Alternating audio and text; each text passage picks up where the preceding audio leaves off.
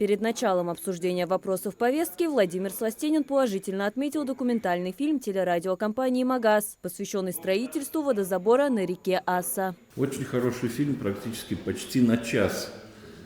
Как мы шли 5 лет к тому, чтобы у нас произошло финансирование и началось строительство водозабора на реке Аса. Я всем рекомендую этот фильм посмотреть, еще, наверное, его покрутить, а самое ценное в нем там простые люди, которые живут в этих селениях, где воды нет, благодарят и главу, и всех, что все-таки такой большой сдвиг произошел в этом вопросе.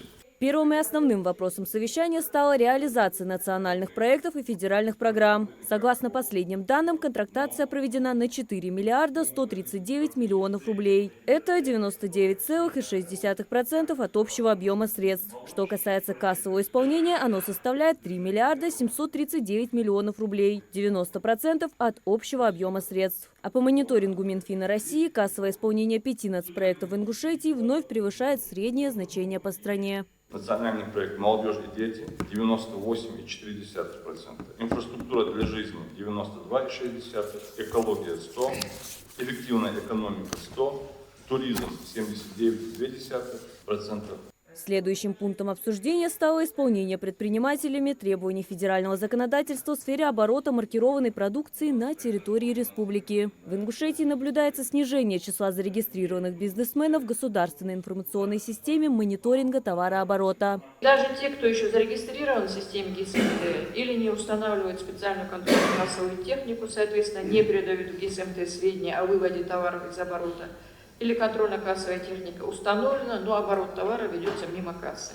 Это означает, что большинство предпринимателей осуществляет свою деятельность в серой зоне, игнорируя требования о прослеживаемости товаров и уходя от налогов. Контрольно-кассовые аппараты в наших магазинах и объектах оказания персональных услуг очень часто прячутся под прилавком, то есть оборот товаров идет помимо контрольно-кассовой техники.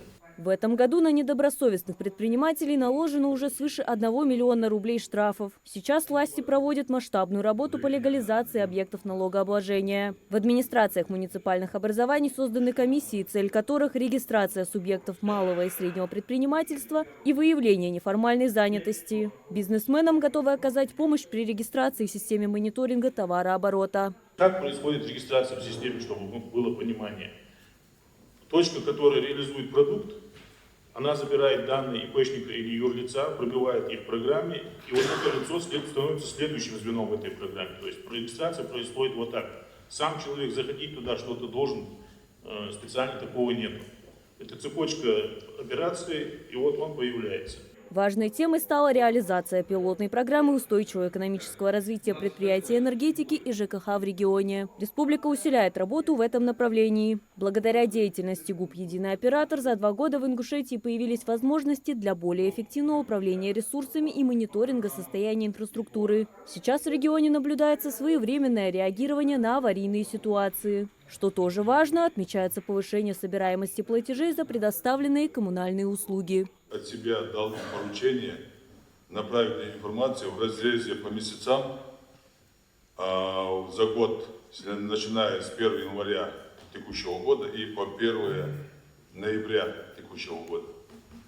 Вот если взять по месяцам последние 2 месяца, это сентябрь, октябрь, у них увеличение по сборам от 30 миллионов в месяц, они увеличили его до 35, и это в сентябре 35. И январь, то есть октябрь, это у них уже 41,1 миллионов у них сборы в месяц. Повестка включала и другие вопросы, в том числе ход отбора граждан на военную службу по контракту, проведение осенней призывной кампании и подготовку к грядущим праздникам. По итогам совещания Владимир Сластенин дал соответствующие поручения всем ответственным лицам. Марья Макеева, Магаз 24.